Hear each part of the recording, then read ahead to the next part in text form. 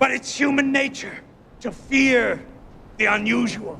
Perhaps when I held my Tiffany baby rattle with a shiny flipper instead of 5 chubby digits, they freaked.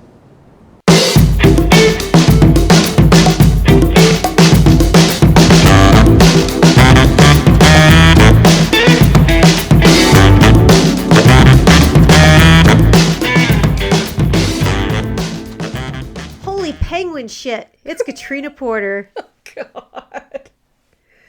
Hi, on a screen. Welcome to Split Happens, everyone else. And welcome, everybody. Each episode, Katrina and I discuss a movie both of us love. However, one of us must play the con and attack it with whatever they can, which is usually not a lot. No. Our only rule is the con only has to attack during the synopsis, and if they say anything positive about the movie at all, they incur a penalty and will have to say something nice about a movie they hate, which the pro gets to decide. So as the pro today, if I catch a rule break from Katrina, you're going to hear this sound. I'm in a glass case of emotion!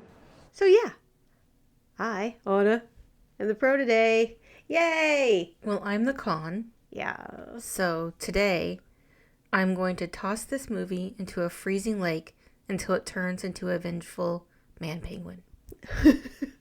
Penguin. Yeah. Manguin. Manguin. If you're talking about vengeful penguins... Man penguin. Manguin. My apologies. If you're talking about vengeful manquins, we could only be talking about 1992's Batman Returns.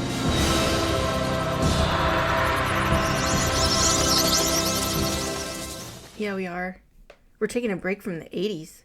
And this is also a Christmas movie. It is, and I will defend that to my dying breath. It almost opens with a Christmas tree.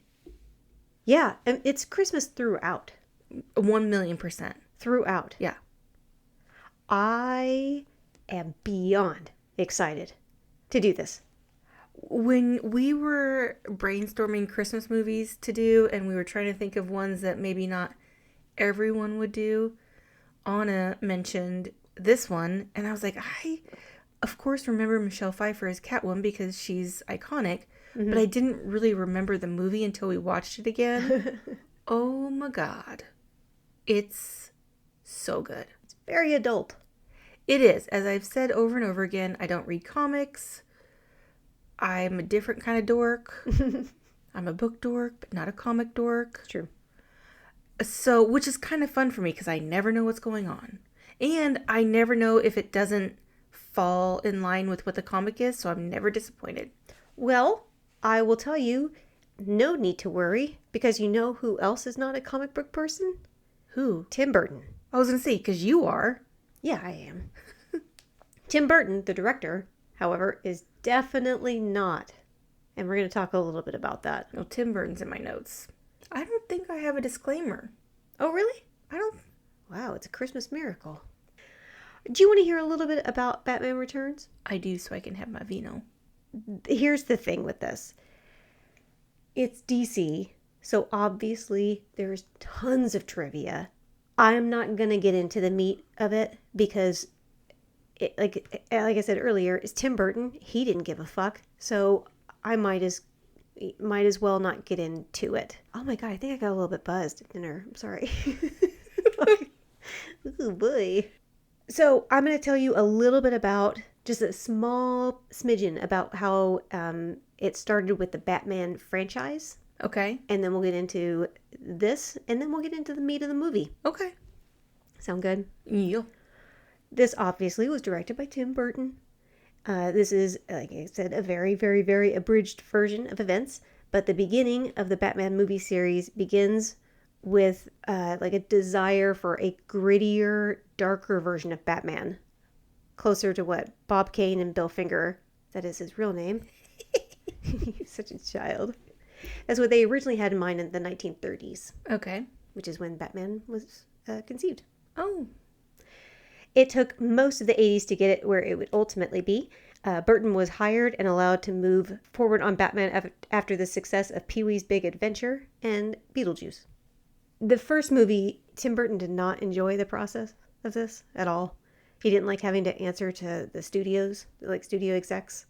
So he did not want to do a sequel. He's like, I already said what I needed to say. I already had that experience. I just did Edward Scissorhands, which I thought was a blast. Another thing that kind of pissed people off was that that they were casting Michael Keaton in the role as Batman. What? Well, at the time, they only thought of him as like comedic because he had done like Mr. Mom. You mean in the it pissed people off that he was cast in the first one? Correct. Because he's my favorite Batman. Definitely. And he ended up being quite a few people's favorite Batman. But, getting him into that role, they didn't, there were petitions, signed to people were mad. He's the best Bruce Wayne. He definitely is. I will stand by that. He had, like I said, he had just done a lot of comedic work. He had just done Beetlejuice with Tim Burton. So that was the worry, was like, he's not going to be able to, they were trying to get away from camp with Batman. They're like, why are you casting a comedian? Because Michael Keaton was a stand-up comedian before he became an actor. Had he done that movie about alcoholism at this point? Well, funny you should say that, because the producer John Peters suggested Michael Keaton, saying he had the right, like, edgy, tormented quality after seeing Clean and Sober. Yeah, that one. And then the movie that I can never watch again. Oh, My Life? My Life with Nicole Kidman. No, thank you. When he teaches his son how to walk into a room and shake somebody's hand. Oh, I just can't. Oh, it kills. There were a few different people that were considered for Batman. Kind of the usual suspects. What? Not John Travolta, oddly. For once, his name didn't come up. Kurt Russell? No. Mel Gibson. Of course. Kevin Costner. Of course. Charlie Sheen. Tom Selleck. Willem Dafoe. I know. Here's one that's really strange, and he was definitely a front runner. Bill Murray. Ew. I know, but this was before they had any kind of idea of what it was going to be, Harrison Ford and Dennis Quaid, of course. Right. Well, Warner Brothers really wanted to cast Pierce Brosnan. What? Well, he didn't have any interest in playing a comic book character because he's a stuck-up little prissy bitch. Whoa, I mean, he was James Bond. Yeah, he said no. No, I don't want that. So they cast Michael Keaton, and that was a good idea because he was amazing.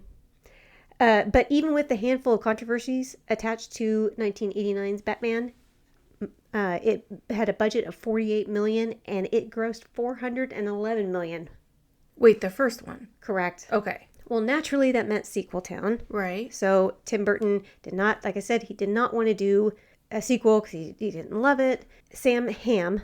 Oh, wow, that's actually his name. I haven't said it out loud. Sam Hamm, the screenwriter of the first Batman. He said the way that they were able to get to him is like, what if you just made a Tim Burton movie? Don't focus on what the execs want. Don't focus on the canon coming from the comics or the myth. What if you don't have to worry about the fidelity to the mythology? How extreme could you go with Catwoman? How extreme can you go with Penguin? And that's what got him. Okay, I can see that. Yeah, like creative control. He wanted that. And then once he signed on, then Michael Keaton signed on because he's very loyal to directors. He's so perfect. Right. And then he also Tim Burton wanted a different writer than Sam Hamm, Sam Hamm, right. But he wanted somebody that was going to be a little bit edgier. So he got Daniel Waters, who wrote Heathers. Oh my. Right. You know who I got that piece of information from? Who? Andy Morton. Oh. Local trivia. Legend. Oh, God. He pulled me aside the other day at trivia. Did I tell you he called me out for one of the movies that I hate? What? To Live and Die in L.A. Oh. Well, the fact that he likes it makes me think that we should like it because he is smarter than we are. I know. He looks so disappointed. I felt like this was a low point in my life. I think if I disappointed him, it would be too much for me. I was almost there. Yeah. I was almost there. This is before trivia started, so I really had something to prove. Oh, yikes. Well, we love Andy Morton. We sure do. I might have to revisit that movie just to make sure, because I was in a pissy mood when I saw it the first time. back to Batman Returns. Ultimately, the movie had a higher budget and it grossed less than the first movie. But a lot of people like this movie more. It's just as controversial. It had like an $80 million budget. It's almost twice as much, and it only grossed $267 million. But it still made a profit. It sure did. But it just was not what they expected. But of course, because if you watch this movie, it's a little difficult to have like a tie-in with McDonald's when one of the villains has black tar seeping out of his mouth. Didn't love that. This movie is not for kids. No. PG-13 is a stretch. Did you watch this with your kid? I did. I sure did. Yeah, thank you for pointing that out. He loved it. Well, of course. He loves Kill. He does love Kill. He thought it was hysterical. There is a whole lot more to the making of this one, and I'm going to try really hard not to get too bogged down in the trivia because I don't feel like editing an 8-hour episode. What I will say is that this movie, like many of Tim Burton's films, this one is highly influenced by German Expressionism film. I know, eye roll for sure, but it's really, really important because there are characters in this that are like clearly based on characters from movies in the past, like the Cabinet of Dr. Caligari and Metropolis and Faust. But like the Penguin, his looks almost exactly like Dr. Caligari. Max Schreck was the name of from Nosferatu, and that's kind of his thing. So, don't get me wrong, we love Germany. Oh no, I love those movies. If people haven't seen The Cabinet of Dr. Caligari, it is brilliant. And there are movies, it has a twist in it. What a twist. That I definitely don't want to spoil. So, Katrina. Yeah? Are you ready to get into this one? All I'm going to say is that Michael Keaton's my favorite Batman. I love him in everything, even when he does movies that make me cry. Ugly cry. Like My Life. Don't watch it. He's brilliant. You know what I love about Michael Keaton the most is every single one of his roles are completely different. Which is crazy because his voice is very distinctive. His face is very distinctive. He's got the Jack Nicholson eyebrows. He's distinctive, but absolutely yes. He's played a million different characters. He's great. And Danny DeVito is incredible in this. Everything, I have it all through my notes. Don't compliment Danny DeVito. Everything he says in this movie is so funny. We've done one Michelle Pfeiffer movie, Lady Hawk. Mm-hmm. We're going to do Grease 2. Mm-hmm. I love her. She is gorgeous. She's perfect in this. She's perfect in this. She's perfect in general. You're going to love her more when I get through some of the trivia. Of course I am. Yuki, well, play the fucking song. All right, let's get in.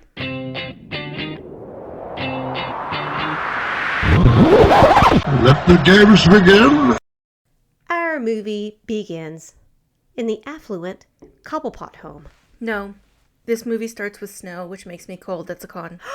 You crafty bitch. Yep. How dare you take my con from the Grinch? Sorry. You're a whore. Boom. Well, after you see snow, I'm sorry that you're cold. Informa. Just matches your soul. Ooh.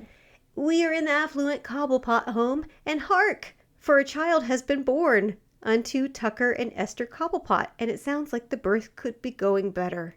Why did they old age make up Pee Wee Herman? They did him dirty. Okay, well, Tucker is played by Paul Rubens, a.k.a. Pee Wee Herman, of course.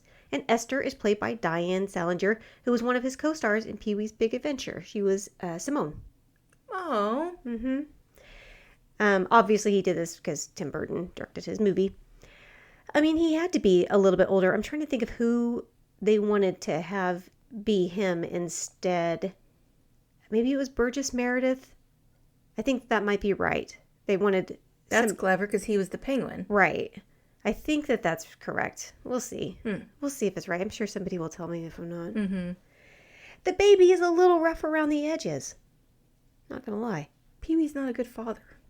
He's not the best daddy. No. Not to this one. No. Well, the baby does eat cats. It's probably colicky.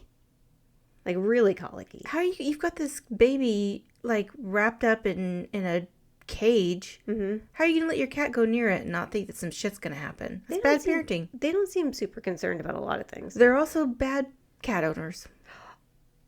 Well, not anymore. I think the cat's... I got a bad feeling about that cat. He's not coming back from that. It's not a flesh wound. Also, they're not really parents anymore because they chuck the hideous monster baby in its bassinet or whatever that is, the stroller thing, Into freezing water. into the sewers where it does not die Assholes. because that baby is a resilient little fucker. And it floats through the sewers to beneath the zoo into the penguin exhibit. That's nice. Okay, but then as the baby is floating, they Yeah. start the opening credits. Yeah.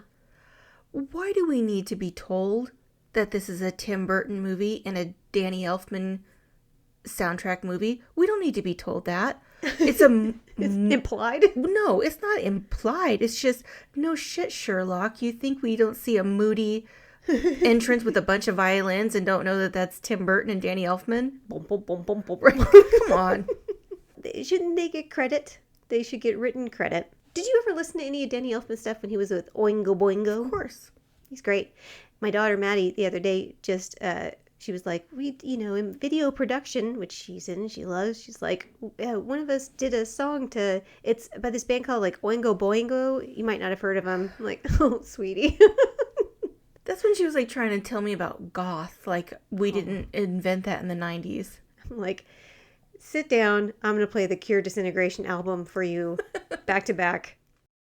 This baby is floating for a really long time. A really long time. Yeah. Resilient.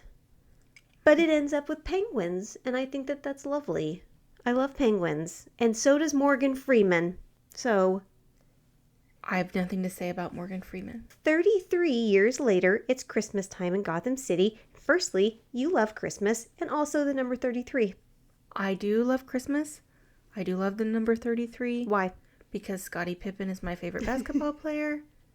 And it was also my basketball number. 33 was also Patrick Waugh's number. And that also. Question. Yes? What are those weird-ass statues? What weird-ass statues? The weird-ass statues that are outside of the Christmas tree? Mm-hmm. Yeah, what are they supposed to be? Statues. No, it's like they saw the statues from Neverending Story and they're like, well, we can't do titties, but we need to do something weird. Yeah, non-titty statues. It's PG-13. This movie took a non-titty stance, and that was just something that Tim Burton wanted. They are lighting up the town tree, and meanwhilst, which my autocorrect told me is not a real word, and I told it to fuck off. Super mega rich sourpuss Max Schreck, who is played by Christopher Walken, is having a meeting, and his poor meek secretary is supposed to be serving them coffee, but she's not doing great. However, this is Selena Kyle, and she is played brilliantly by Michelle Pfeiffer. How do you feel about her performance? Here's what my notes say. Okay. Oh, good. They did my favorite movie trope, where they made Michelle Pfeiffer ugly by giving her glasses and a bun. Well, blame the comics. That's how she was. Really? Is she not supposed to have her hair pulled back in a bun? She's a professional. She's an assistant. No, I know, but it's a movie. They do this in movies all the time, and it makes me bonkers. It does make you bonkers. I know, because pretty soon, good news for Selena. Yeah. She's going to lose those glasses. Thank God. Yeah. That's how we're going to see growth. Right. How else are we going to know that she's grown as a person and a personality? Christopher Walken is playing Christopher Walken, and I'm already not a fan of this guy. He sucks. He is definitely playing Christopher Walken. I can't remember who else was considered for that, but his look is specifically, like, clearly taken from the inventor from Metropolis. Looks just like him. I heard that Christopher Walken, whenever he gets a script, he takes out the punctuation. I'm completely serious. That makes perfect sense. Yeah, he doesn't let punctuation hinder his cadence. He said, we haven't housebroken Miss Kyle yet. We haven't housebroken Miss Kyle. Can I do a Christopher Walken impression during this? Yeah. Here's what I want. Okay. Do I get what I want? Let me take a drink. Okay. And then I'll decide. Okay. Take a drink, and then I have a request. All right, lay it on me. I want you to do an impression of Christopher Walken. Okay. If he's from Germany. Fuck. Because we love Germany. Do it. Okay. Give me a line from the movie. We haven't housebroken, Miss Kyle. This is fucking impossible. Apologies, everyone.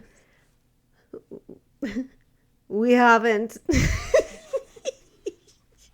We haven't housebroken Miss Kyle yet. Miss Kyle. Yeah. Miss Kyle. You're just going to keep doing it. Yeah.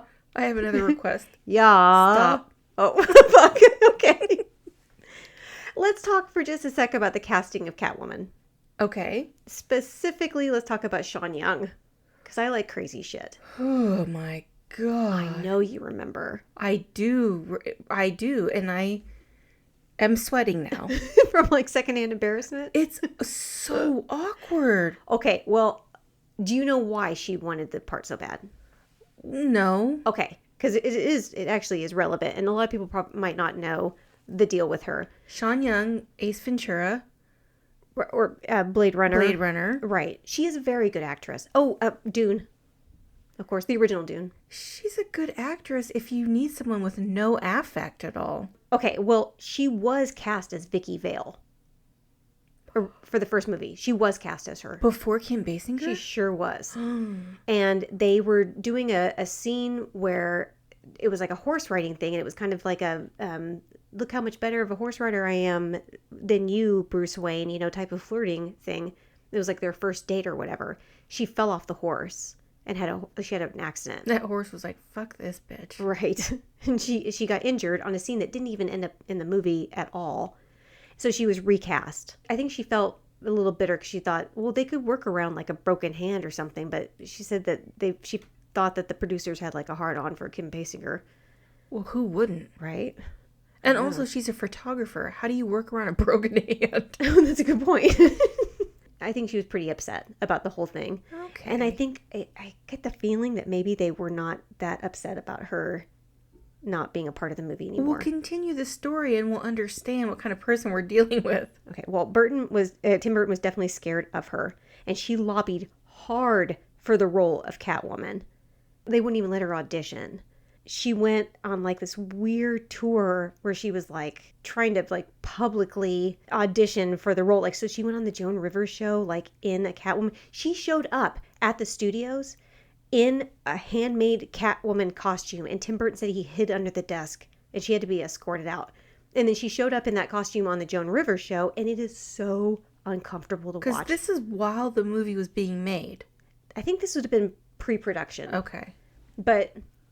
so she was still hoping to be cast, but it was so awkward because she'd come on as like in character, and it was it's hard.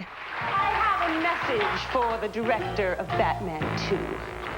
How dare you not make time to see the Catwoman, not even so much as granting me a meeting. How dare you not even return the Catwoman's phone calls. But who was actually cast was Annette Bening as Oh. Catwoman. Okay. But then she got pregnant. Oh. With Warren Beatty's baby. Oh. Right. So they she had to bow out, so they had to do a recast, and Cher, Madonna, Susan Sarandon, Bridget Fonda all tried to get the part. But it ultimately went to Michelle Pfeiffer, which is cool because she was a huge Catwoman fan.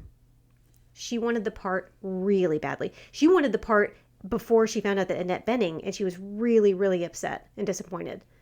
So when it came up again, she's like, here's my chance. And she's perfect. God, I hope I get it. Well, I think she's brilliant. And I know you do too. Can we talk about Christopher Walken's son in this? Yeah. Chip. His face makes me so anxious. Doesn't he look like... I thought they did a really good casting of His looking... head is gigantic. I know why we never see his mom. Well, do you want to know who he modeled his character after? Who? Donald Trump. Yeah. He did Donald Trump doing an impression of Christopher Walken. Makes sense, doesn't it? I have nothing to say. But he really does, like, he looks like he could be Christopher Walken's son. And he does, like, have a cadence to his voice, maybe a little bit better than mine. Oh, God. He has a gigantic head. He broke his mom's vagina. It's a con. He can't help that. He can't help his heat. Max Shrek, Christopher Walken, goes to light up the town tree, and he is tossing out presents at the crowd. I wish I could hand out world peace. Get the fuck out of here. We had to make it up on the fly. He forgot his notes. Is this when the Cirque du Soleil pops out of a big-ass present? Yes, this is when the circus gang shows up. And I'm just going to say, if I ever led a gang, I think I'd like to also go circus-themed. It's quirky. Okay, but here's a real con. Mm-hmm. They ruin that beautiful tree. They do ruin the beautiful tree. That's not nice. That's not Christmas spirit. I don't think they're super concerned about Christmas spirit. More about like havoc. Not cool, Penguin. Yeah. Well, he wasn't. He was down there. He just told his people to go. Maybe they went a little over the top. Without supervision, you got to. There always has to be a project manager, like watching. Batman shows up to fight the gang, but he doesn't stop. What? Whoa. What? Whoa. Yeah. Can we talk about the bat signal for a second? What? How does no one that goes to Wayne Manor not notice the gigantic bat floodlights through the window? And then when the very subtle bat signal comes through, what does Michael Keaton do? He stares at it. Yeah, he does. He just looks up and he's like stares really intensely. What is he supposed to do? Like, get moving. Well, and he looks shocked like he'd never seen it before. It's a bat signal and he's Batman. Maybe it's the first time he's had it go through his window like that. We literally saw that in the first movie. But up in the sky. Listen, normally, Yeah. I would be into watching Michael Keaton just stare. Yeah. I dig it. Yeah. But for the purposes of this movie, Uh-huh. it's weird. I disagree. I think it's the opposite of weird. Watch Normal. this. Watch. Yeah. You look manic. Yeah. That's not how he looked. Oh. He looked perfect. Yeah, see? There. It's weird. No, it looked contemplative. Yeah, he shows up to fight the gang, but he doesn't stop Shrek from getting snatched. And let's talk about Michael Keaton for just a little bit. Okay. How I love thee. Let me count the ways. Okay. I actually don't have anything in my notes. I just want to talk about Michael Keaton. You look so pained. Don't you just love him? I don't want to talk about it. When I said that this is a grittier, darker Batman, I ain't a kidding. This Batman straight up kills people in this one. I did notice that. He fucking kills somebody. He kills a few people. Mm-hmm. He gleefully sets one henchman on fire. Right. And later he sticks a bomb on a henchman and then throws him down a manhole. Batman has lost all of his bat fucks. Yeah, he has. But there's a couple of fun cameos here within the henchmen. Okay, go ahead. Doug Jones, who has a massive career. You know who Doug Jones is. I do. Shape of Water and Pan's Labyrinth. And basically any time you see that type of character, it's always Doug Jones. He's great. Now, is he the guy from Ghost? No, that's Vincent Schiavelli. Oh, that's right. He's the organ grinder. He's the subway train ghost in the movie Ghost. Mm-hmm. Get off my train. So, the Penguin kidnaps Shrek and blackmails him with the funniest goddamn blackmailing scene in the history of cinema. Whoa. Yes. First, Batman saves Selina. Yeah, he does. She has the same amount of chill as I would have meeting anyone famous. So this is realistic. She's like, she's thinking like, Mr. Batman, I can't fucking believe I said that. Whoa, the Batman. Or just Batman. Right. As he's walking away, whatever you prefer. Right. That would 1,000,000% be me meeting Batman. Didn't you love that? No. Well, I love it when the Penguin is blackmailing Shrek. He's showing him all the stuff that he's flushed down the sewers that have come to the Penguin. And he pulls out his old partner's a hand. He's like, what happened to your partner? He's like, I think he's on an extended vacation. He Robert Durst him. Okay, bye-bye. And he pulls out the hand. He's like, Hiya, Max, remember me? I'm Fred's hand. Hey, you want to greet any other body parts? the Penguin is played by Danny DeVito, obviously, and he's incredible. Would you like to hear some other people that were considered for the Penguin? Sure. Dustin Hoffman was at the tippity top of the list. I can see that. Also, John Candy, Bob Hoskins, Dean Martin. You heard that correct. Weird. Yeah, Dudley Moore, Alan Rickman. Oh. I know. John Goodman, Phil Collins. Yep, that Phil Collins. The Air Tonight guy? Yeah, Interesting. yeah. Well, he acted in that one movie that he did a song, actually a couple Against All Odds. Yep. And then he did like, it's not Rudy. Another one that's like, that has that one name. I don't care. Ray Liotta. Christopher Lee, Joe Pesci, Gabriel Byrne, Christopher Lloyd. Seriously. Yeah, they were all considered for the Penguin. Weird. But somebody with sense figured out Danny DeVito because he is perfection in this role, isn't he? I don't know. Well, all the Penguin wants is to be part of society. And No. Is that so wrong? Well, but he's also a liar. He's like, I wasn't born in the sewer. Bitch, you were thrown in the sewer day one. He wasn't born there, though. That's not a lie. He was born in an affluent home. Day one sewer Manguin. False. He had grown up enough to where he was able to sit upright in that cage where he took the cat. He was born sitting upright. Well, he was able to grab that cat and kill it. I wasn't born in the sewer. Yes, He you wasn't. were. Okay. Agree to disagree. He wants to be part of society. Okay. And originally, I think they wanted Max Shrek, to be Oswald's like brother, to be like the brother that the Cobblepots kept, but they went in a different direction with it. Mm-hmm. While the sewer shit is going on, we learn that Selena's life absolutely sucks, but her apartment is beyond rad. So, strikes and gutter balls, you know. Listen, Yes. the penguin looks crazy. The little penguin henchquins look crazy. Hinchquins. Yeah, but the fact that when Selena gets home and she doesn't take her shoes and her bra off the minute she walks inside is the most unrealistic thing about this movie. She takes off her shoes, doesn't she? Not right away. Well, She limps around the apartment first with one of her shoes with no heel. Mm-hmm. Yeah. Isn't that one of the perks of living alone? Yes. Is you just get a free boob it whenever I don't you want? know. I wouldn't know. Her life's about to get worse because she goes back to the office to get a file that she forgot, and she ends up pushed out of a high-rise window by Shrek. But what dumbass admits she hacked into her boss's protective files? She can't help herself. She's so naive. She's so naive, and then she's like, how can you be so mean to someone so meaningless? What a great line. And I was like, don't worry, Selena. You're going to lose your glasses in a minute and be hot. Everything's going to work out fine. Thank God. She's got to die first, though. She's got to go through that journey. And the journey is out of a window, Wow.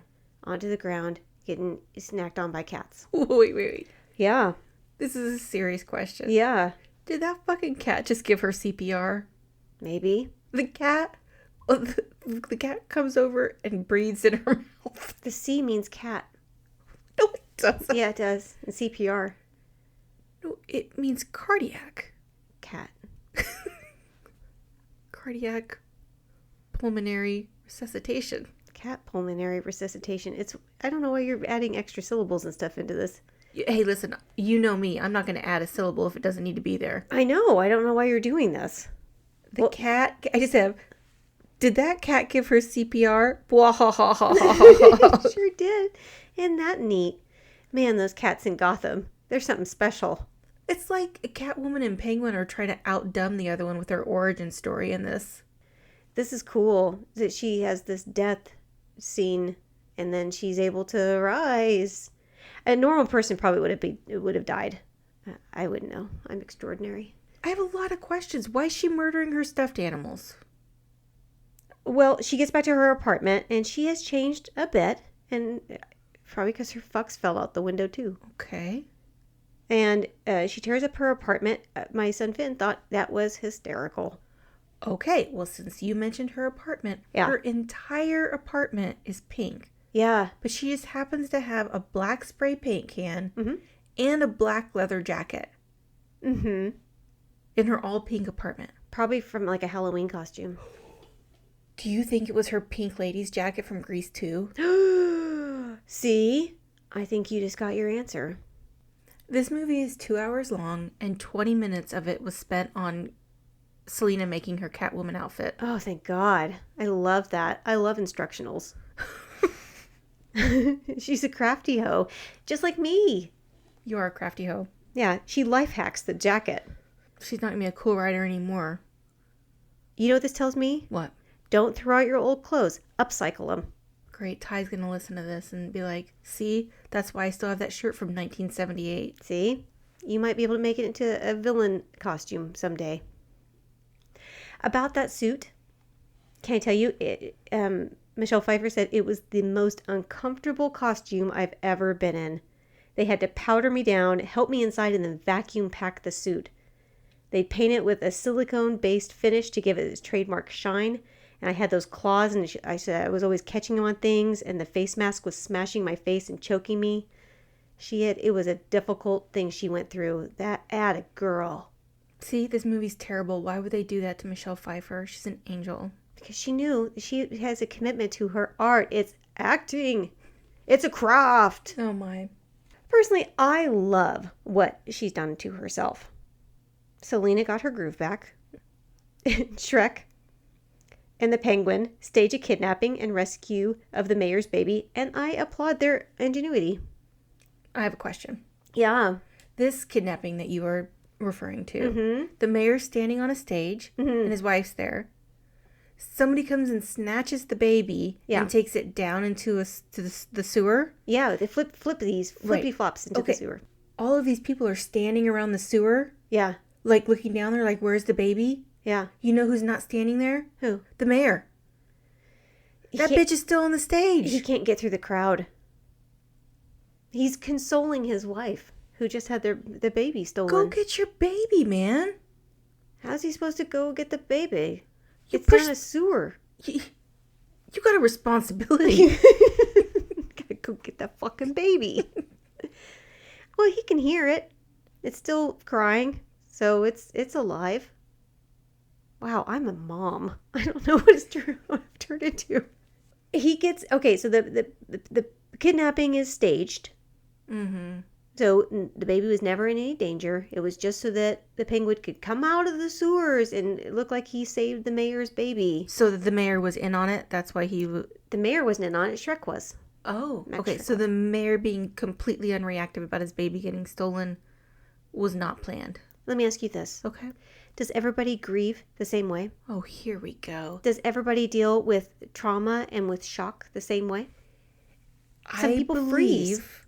I believe Yes. if a Cirque du Soleil motherfucker had popped out of nowhere and snatched up a baby, anybody would be like, I better go get my baby. You'd think that, but people are, it's the human brain is something special, isn't it? Isn't it? Well, what you hear is like women have like superpower strength when something like they can lift up a car. Yeah. Period?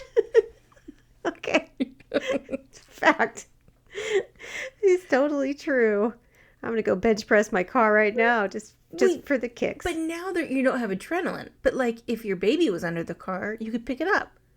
Or if your baby was in a sewer. Yeah, you just got to get that adrenaline up.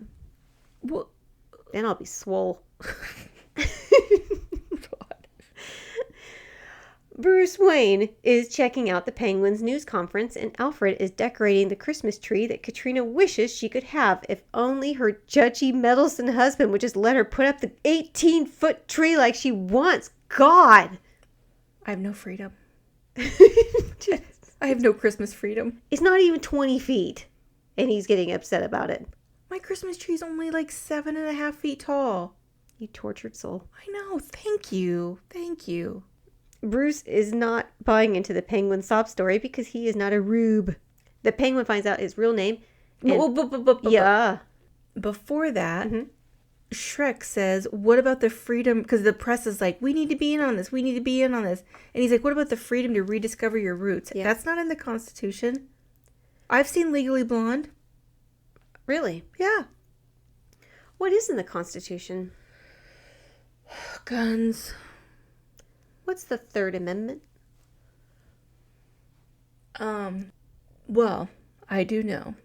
Because the First Amendment is freedom of speech. And the Second Amendment can be interpreted differently.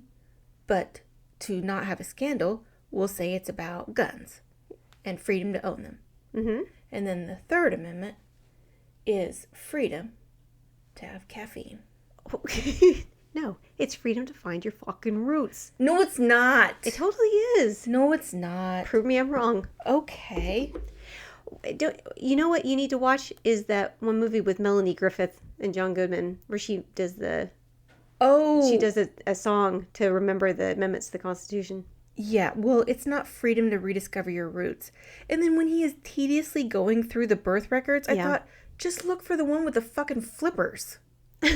Like, they didn't put that in their birth records. They were ashamed. Okay, look for the one with no feet. What do you mean? You mean like? Are you talking about like pan prints? Yes, he's going through the birth records like really slowly. It's not. He's looking for names. He's looking for dates. Look for flipper hands. Flipper hands. Yeah, chances are that one's you. You think they actually did the ink and like actually got like a stamp of his hands and feet? You can't mess around with that. It's birth record. Is it in the Constitution? Yeah, it's the Fifth Amendment. Nuh-uh. I remember that from that movie. The Fifth Amendment. Don't rat on yourself. Oh.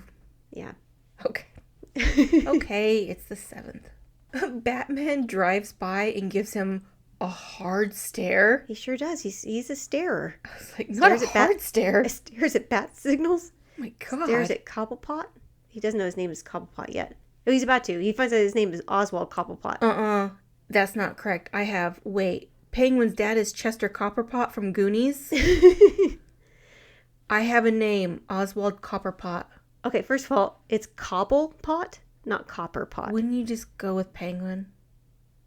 Well, no, he wants to have an identity outside of the sewer, which is Oswald Cobblepot, not Copperpot. I think he wants to believe that his dad was like a great adventurer and tried to find a sunken pirate ship. Sure, don't we all? But he's that's not what he is. He is part of the Cobblepot dynasty. What do they do? The Cobblepots? Mm-hmm. They pot. What do they pot? Cobbles. I love the scene where he has the news conference because he says, I was their number one son, and they treated me like number two. I swear to God, every single thing that comes out of his mouth is so funny. It's just his delivery or the lines that they gave him or both. But it works. Whatever it is, it works. A no-gooder is assaulting a woman in an alley. That's what I'm going to call him. He was up to no-gooder. When Catwoman comes to her rescue, kind of. Wait. Selena falls out of a window, gets kitty CPR, and she automatically gets ass-kicking and back-flipping powers? Isn't that amazing? CPR. Unbelievable. Well, I've never had CPR performed by a cat, so I don't have those abilities, but lucky her. They also mentioned the Red Triangle Gang, and that sounds like a problematic vagina. Ooh, yeah, it does. Mm-hmm. You're going to want to get that looked at. Right. Because it's probably infected. It's bad. Shit's gone wrong down there. You're going to need to get on some antibiotics. You're probably going to need a salve of some kind. I don't know how. Difficult being a woman. Yeah, it is. Catwoman comes to her rescue, kind of. And I love this scene because she's like, she rescues the gal, but she's like, you make it so easy, don't you? Always waiting for the Batman to save you. I like that. She's empowering a fellow female. Like, girl, don't wait for a man to save you. Sometimes you just gotta learn how to. Sometimes you gotta get thrown out of a window and get cat CPR and learn how to kick ass. This does not feel inspirational to me. I'm inspired. Really? Yeah. Guess what I'm gonna do after this? Get a perm and lose your glasses? Probably. Okay, well that's all it takes for Selena. I fucking hope not, because I can't see shit. I know, you're screwed. Oh yeah.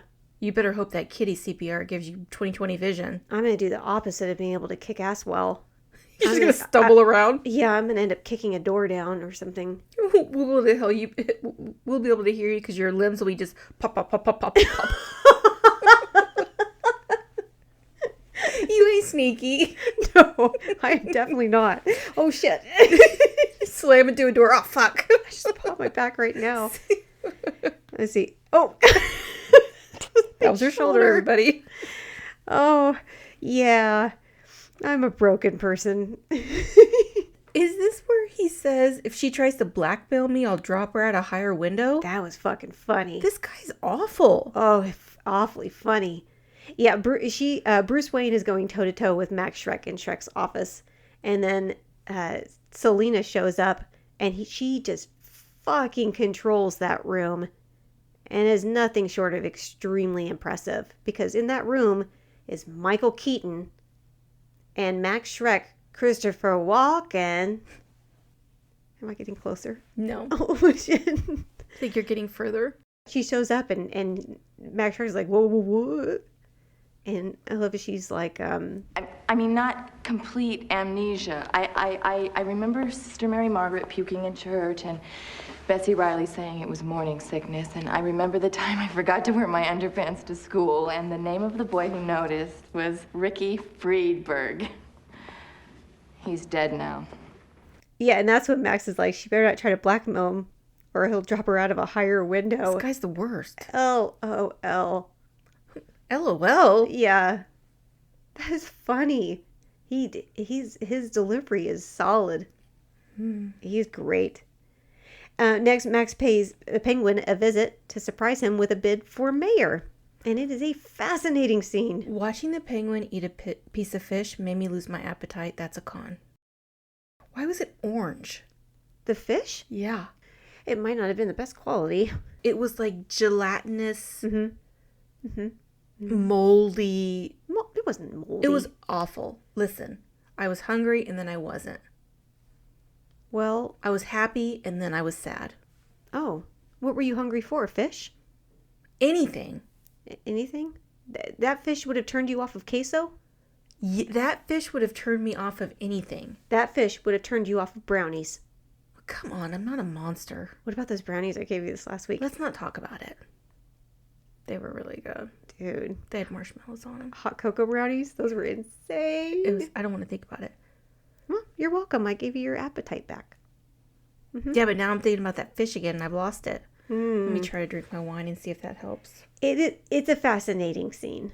It's complete with a guy getting his nose bitten off. Multiple sexual innuendos.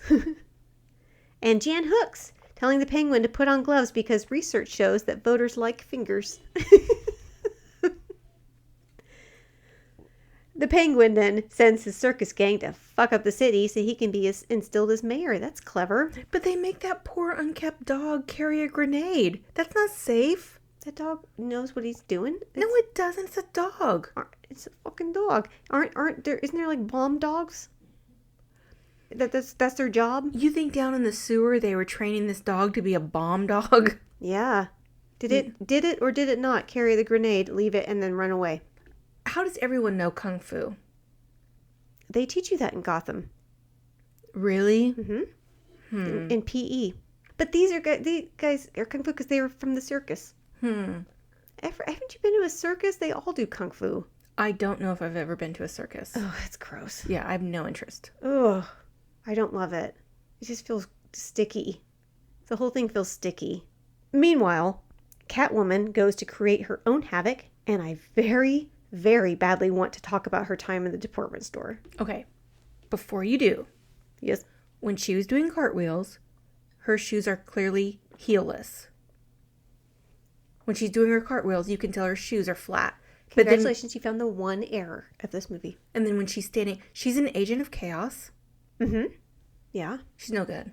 Catwoman? She makes me question my love for Michelle Pfeiffer. That's a con. Okay, well, I'm going to get it back for you. Okay, So great. you can actually see, we definitely will have to post it. You can see a behind the scenes clip of when they made the scene where she's in the department store. And when she does the whip, because she trained with like a whipologist, I don't know, a whip guy. I want to be a whipologist. Right? For months. So she was fucking badass. So she did the like whipping off the mannequin heads, 1, 2, 3, 4, and then jump roping away. She did it in one take. Even though there's a cut in the movie, you can see this where she does whip, whip, whip, whip. And then the production crew just goes fucking bananas because they should. And you can see it and it's like, Holy shit, Michelle Pfeiffer is fucking incredible. Well, I can say that is interesting trivia. Well, thank you. Did you happen to recognize one of the security guards? Oh, yes. I caught him and I could not figure out where The I knew dad him from from. 16 Candles. Yeah, no. That's Yes. Paul Dooley. Nope. He Who was is a it? dad, but not from 16 Candles. Who is he? He was Jeff's dad in Girls Just Want to Have Fun. Oh, you're right. You're right. The fight scene between Batman and Catwoman is ridiculous. Oh, are you insane? No, she's been a villain for 5 minutes and she can kick his ass. Yeah. It is awesome. I loved every second of that. It's ridiculous. He lets her find the one spot on the suit where she can stab him. Ridiculously hot. You can go ahead and add this to my kink list right next to Tom Holland in drag lip syncing to Umbrella.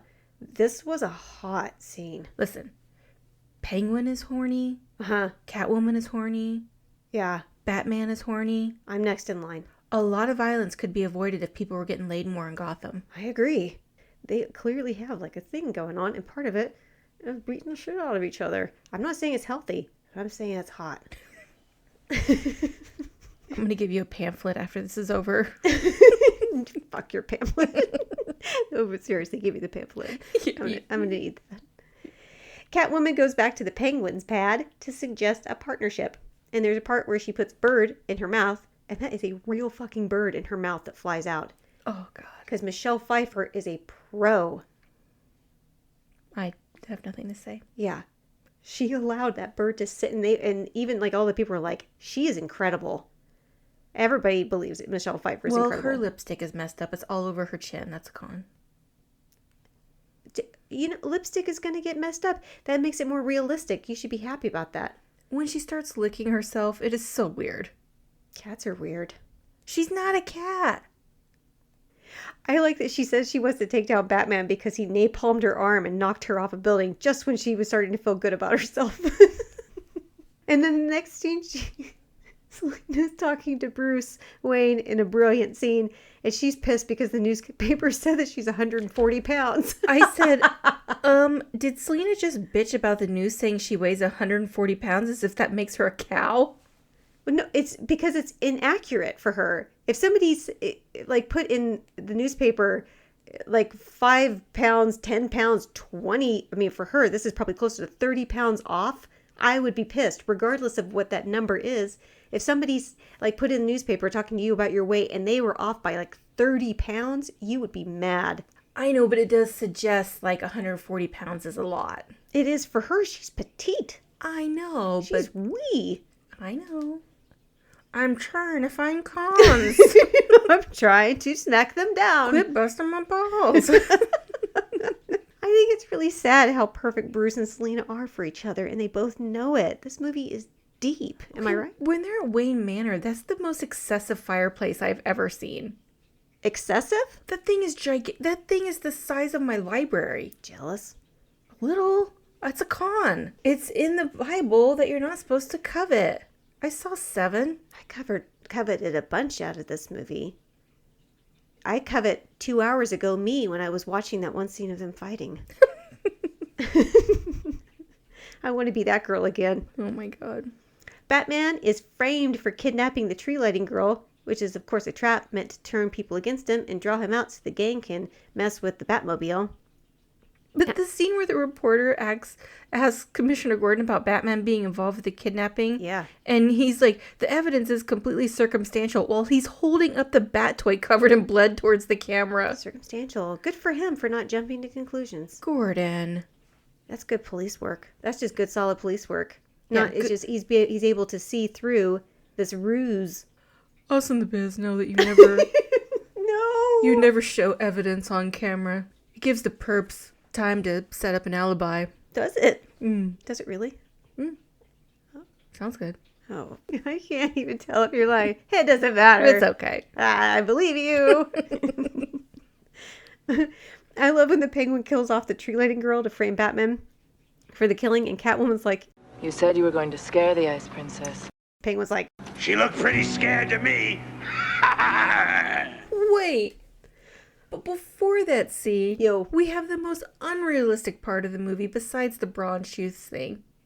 Uh-huh.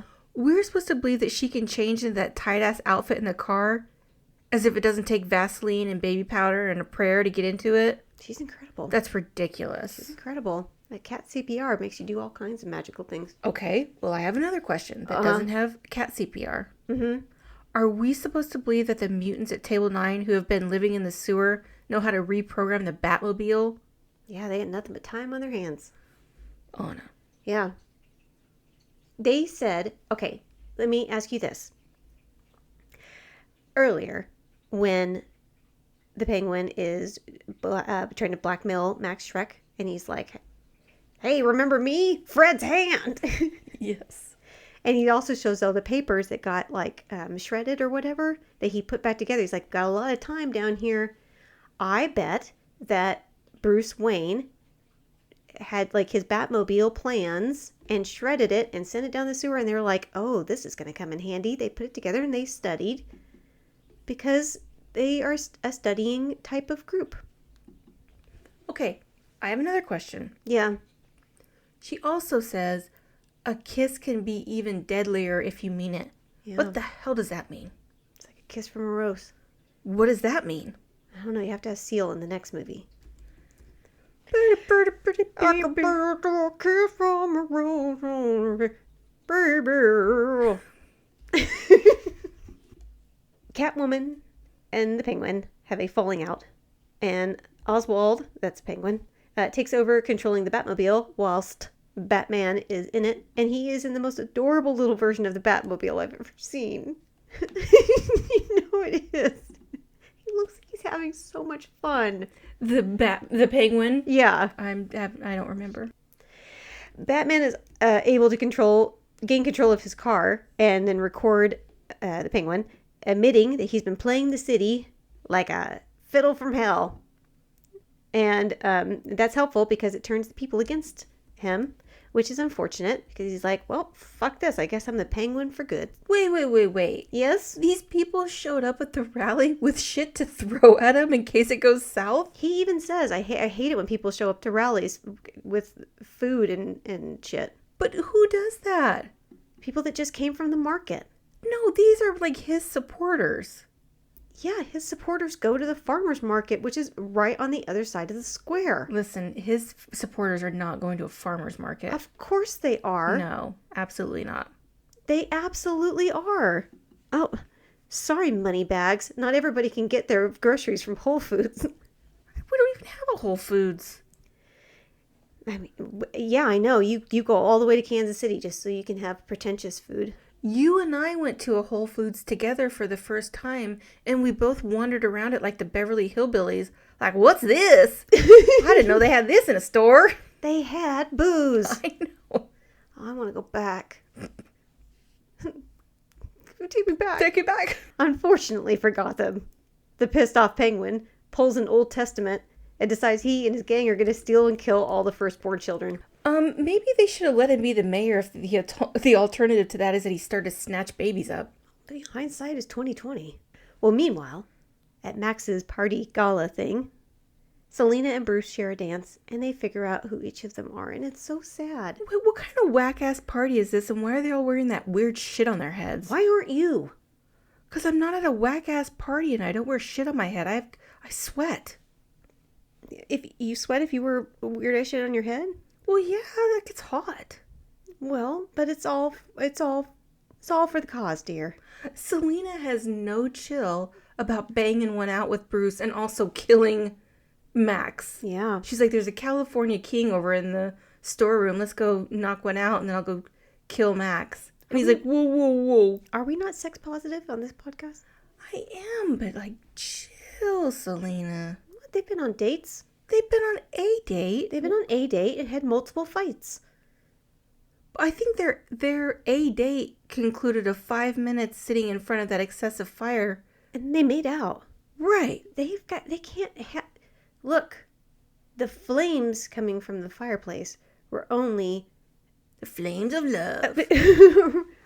were only out flamed by the flames of their passion. And then he says, get juiced and dance badly. That sounds like a perfect night to me. That You sounds, would get juiced and dance badly? that sounds awesome. What if juiced is meaning like steroids? Yeah, I don't think I could do that. Yeah. Okay, that's a con. No, Steroids are illegal.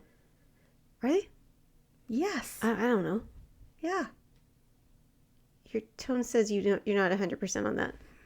94. Okay. So, yeah, they figure out who they are, and it's sad that he is a masked crusader. That one's tough. Say masked. No, say masked. Masked? Masked. Masked. Well, easy for you to say. She's a vengeful masked villain. The Penguin shows up and snatches Max to once again take him to the sewers. And Batman sends the Penguin a note of regret that the kids won't be coming. And it's on Batman stationery. And I love it. I have 2 questions. Yeah. First question. Yes.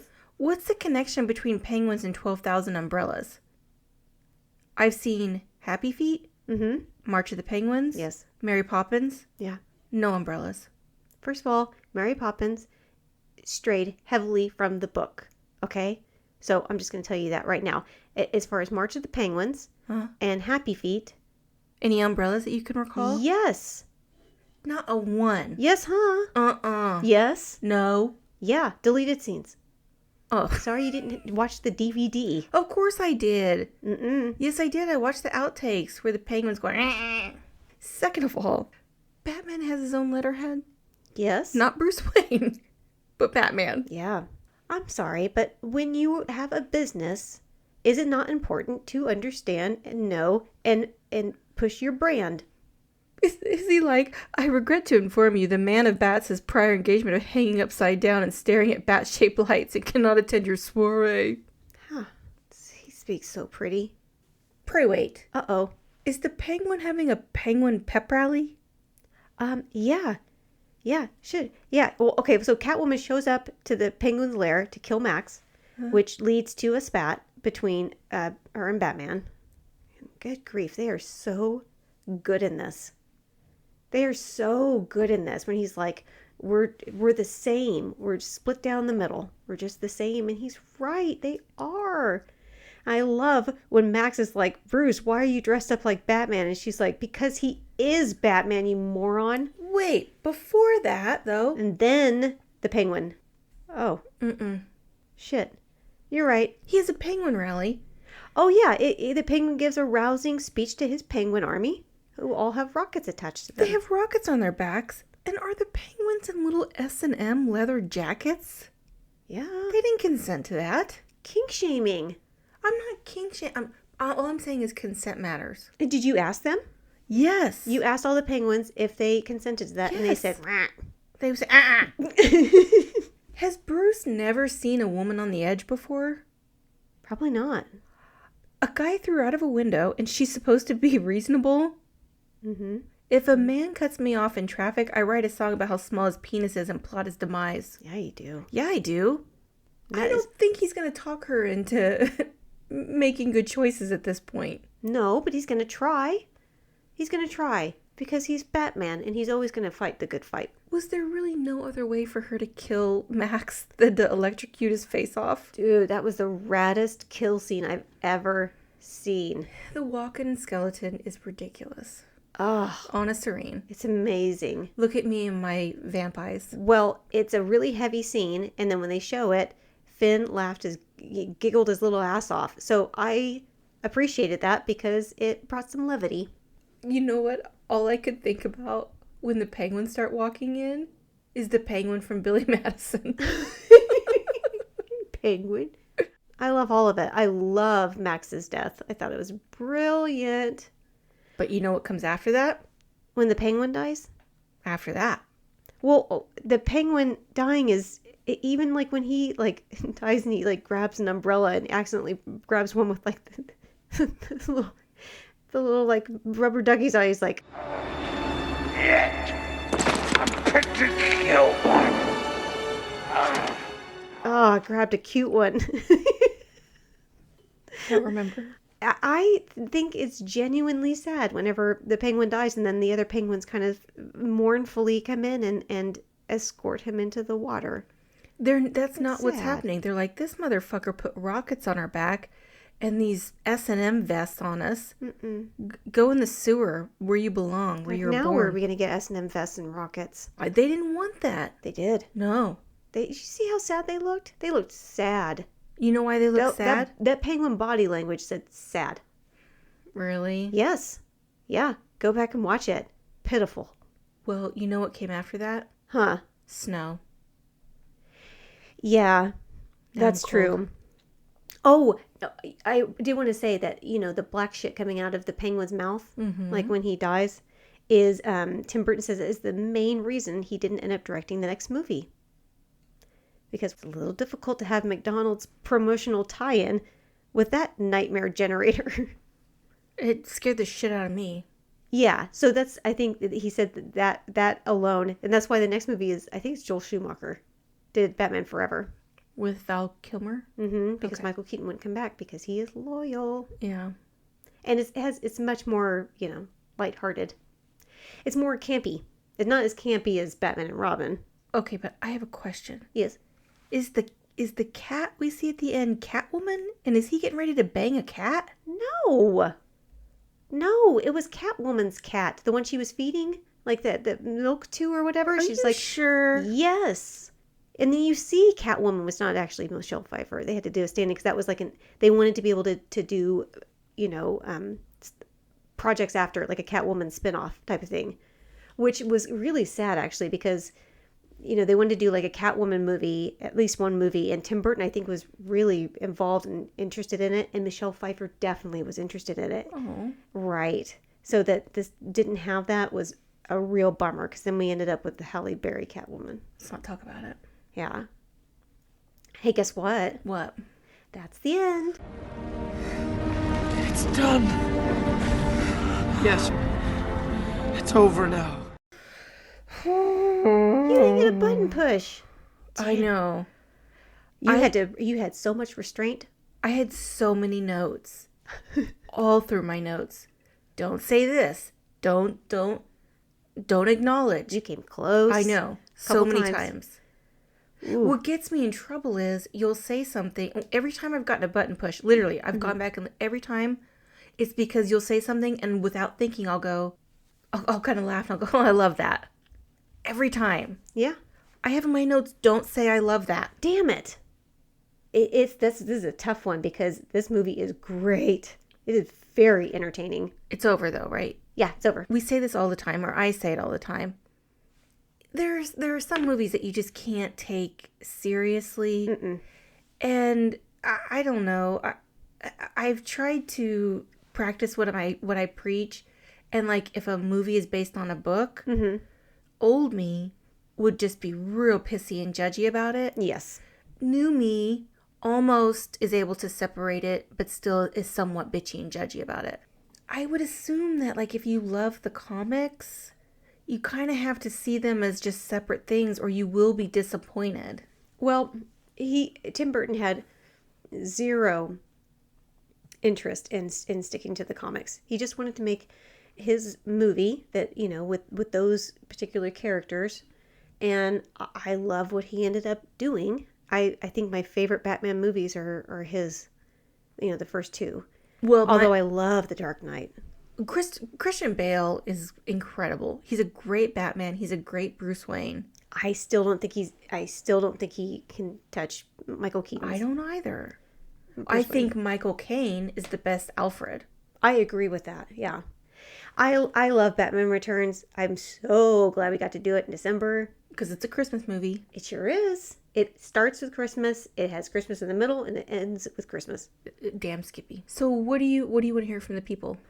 I would like to hear movies that you think are Christmas movies that are controversial. Like a movie that you think is a Christmas movie, but other people would say, that's not a Christmas movie. Yeah, I'm into that. Besides Die Hard. Everyone knows Die Hard's a Christmas movie. It sure is. We've got on our list one of these days. Yeah. But, yeah. It's great. You can get a hold of us very, very easily. We are at Split Happens Pod on all of the socials, and splithappenspod.com is our website. And if you want to give us an early Christmas present, we love presents. And we would love for you to rate, review, follow us on iTunes or Spotify or wherever you listen to your podcasts. We love it so very, very, very much. We do.